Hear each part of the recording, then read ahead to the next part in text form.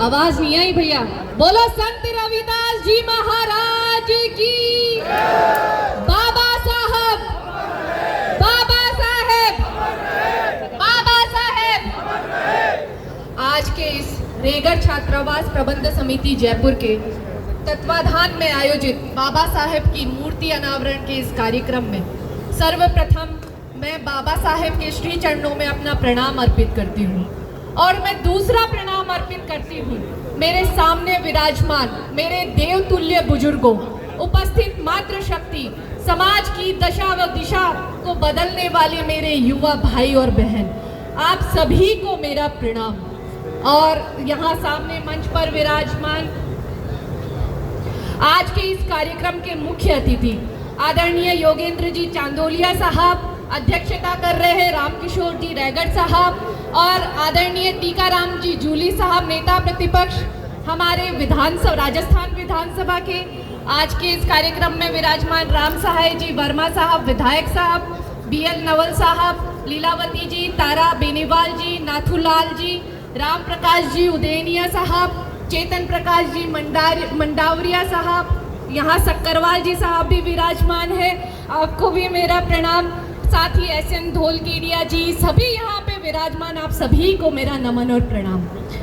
जैसा कि आप सभी को पता है, बाबा साहेब के जीवन के बारे में, उनकी जीवनी के बारे में यहाँ मुझसे पूर्व के वक्ताओं ने बहुत ही सुंदर तरीके से, अच्छी तरीके से बताया किस प्रकार से बाबा साहेब का संघर्ष रहा, किस प्रकार से अत्याचारों का सामना बाबा साहेब को करना पड़ा। आज बाबा साहेब हम सभी के लिए हमारे जीवन में प्रेरणा स्रोत है। बाबा साहेब के जीवन से हम सभी को हिम्मत मिलती है कि हम सभी को स्वयं के विकास के साथ साथ समाज के विकास में भी मुख्य योगदान देने की आवश्यकता है। साथ ही आवश्यकता है हर उस अंतिम पायदान पर बैठे व्यक्ति के जीवन में विकास आए और वह व्यक्ति किस प्रकार से राष्ट्र के निर्माण में अपनी अहम भूमिका निभा पाए। इसके लिए बाबा साहेब हमें बहुत ही प्रेरणा देते हैं, हम सभी के लिए प्रेरणा स्रोत है। बाबा साहेब का कहना था कि जिंदगी बड़ी हो ये जरूरी नहीं, लेकिन जिंदगी बहुत महान होनी चाहिए। महान का मतलब ये नहीं है कि आप सफलता अर्जित कर लें, सफलता तो हर कोई व्यक्ति जो परिश्रम करेगा अर्जित करेगा। जिंदगी निश्चित रूप से महान होनी चाहिए।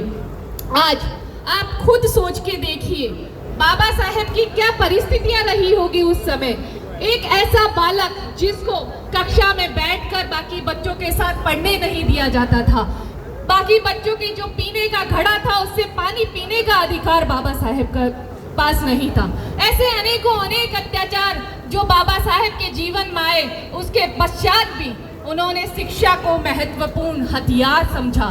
शिक्षा को एकमात्र साधन समझ के किसे पता था कि भारत जैसे राष्ट्र के संविधान के निर्माता बाबा साहेब उभर के आएंगे।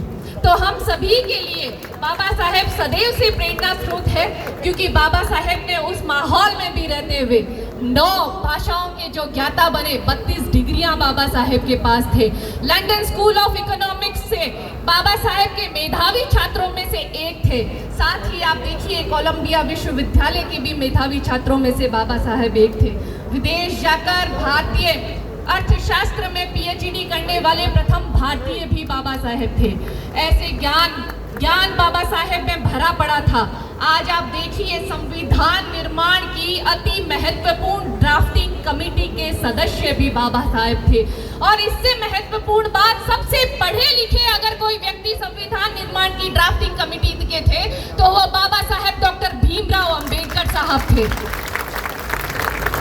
आप सोचिए बाबा साहेब के पास क्या था। उन्होंने अपना जीवन शून्य से शुरुआत उन्होंने अपने जीवन की करी और किस प्रकार से उन्होंने शिक्षा के बल पर एक अति निर्धन बालक को भारत जैसे महान राष्ट्र का संविधान निर्माता के रूप में हम सभी के बीच लाए। तो मैं आप सभी का जोरदार तालियों से बाबा साहेब को विनम्र श्रद्धांजलि अर्पित करने के लिए आग्रह करना चाहती हूँ।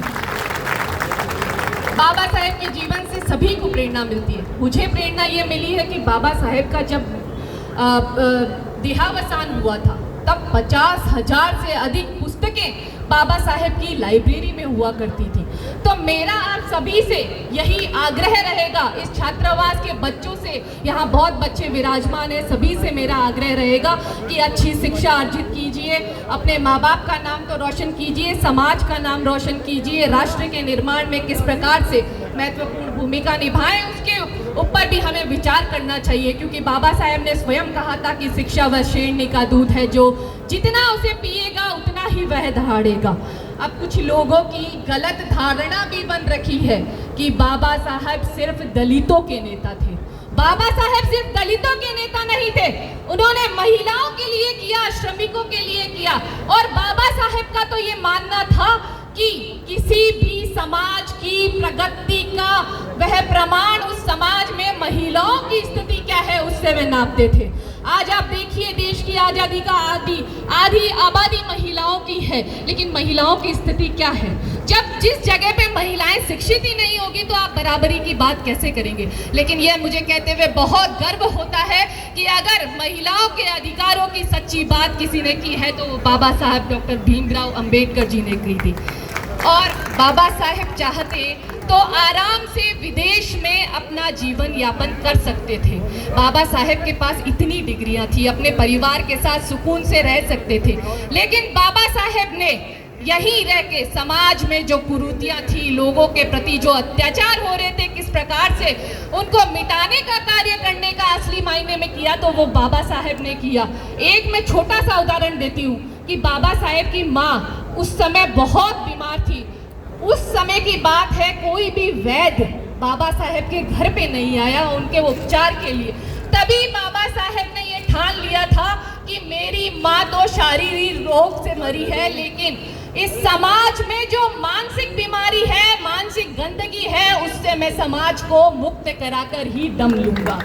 इस चीज से हमें प्रेरणा मिलती है। समय की सीमा है, बहुत वक्त है। मैं आप सभी से पुनः एक ही आग्रह करती हूँ, यहाँ युवा पीढ़ी विराजमान है, अच्छी शिक्षा लीजिए, पढ़ लिख कर हमारे समाज का नाम रोशन कीजिए, क्योंकि बाबा साहेब भी कहा करते थे कि आपके पैरों में जूते हो या ना हो, लेकिन आपके हाथ में पुस्तक जरूर होनी चाहिए। और संत रविदास जी महाराज का एक मैं वाक्य कहना चाहूंगी कि जाति ने पूछो साधु की, पूछ लीजिए ज्ञान, मोल करो तलवार का, पड़ी रहने दो मयान। तो आप सभी से आग्रह है, बच्चों से अच्छी शिक्षा लीजिए।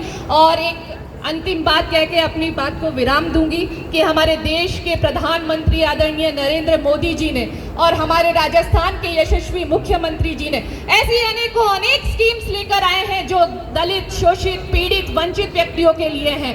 हमें उन योजनाओं को समझने की आवश्यकता है, धरातल पर उतारने की आवश्यकता है, और जो इस योजनाओं से वंचित है उनको इसमें याद दिलाने की आवश्यकता है, लाभ दिलाने की आवश्यकता है। आप सभी का बहुत बहुत धन्यवाद, आयोजन समिति का बहुत बहुत धन्यवाद, बुलाया, मान सम्मान दिया।